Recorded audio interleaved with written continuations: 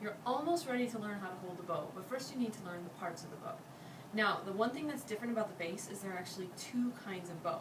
You can see that these two are a little bit different. This part is different size. This kind of bow is called a French bow, and this kind of bow is called a German bow.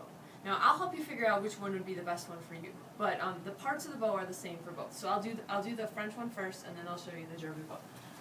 On the French bow, this top part is called the tip, and then you have the stick, the bow hair, which you should try not to touch because the oils on your hands can make the bow stop working.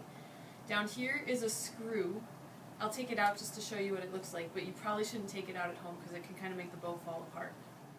It looks like this. Okay, so there's the screw, but if you do that, the bow comes completely apart. So that's not such a great thing to do unless you're an orchestra teacher. Quick, put that back in. And then the last part of the bow, I don't know why it's called this, but this rectangle part here, this is called the frog. So you have tip, stick, hair, screw, and the frog. And you're going to have the same parts on the German bow, it just looks a little bit different. So here's the tip, stick, bow hair, there's a screw, it's just a little bit of a longer handle, and then this is the frog on a German bow.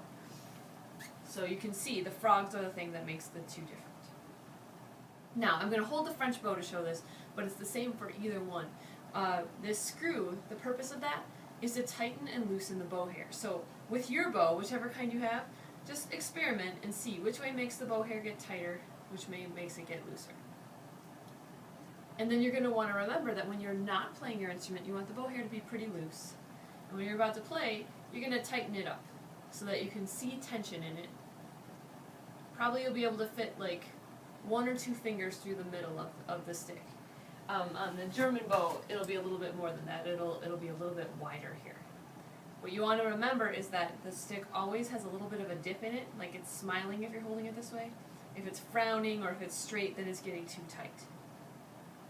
The last thing you need to know about before you start to play your instrument is that once your bow is tightened, you have to put something called rosin on it. And if you're a bass player, you want to use special bass rosin. It's a little bit stickier. Rosin comes from a tree. It's like the sap of a tree. It's a little bit sticky. It lets the bow grab onto the strings and actually make a sound.